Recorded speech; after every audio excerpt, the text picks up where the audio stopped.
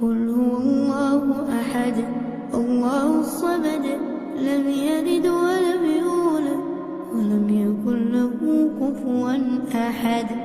قل أعوذ برب الفلق من شر ما خلق ومن شر غاسق إذا وقب ومن شر النفاثات في العقد ومن شر حاسد إذا حسد. قل أعوذ برب الناس ملك الناس إله الناس من شر الوسواس الخناس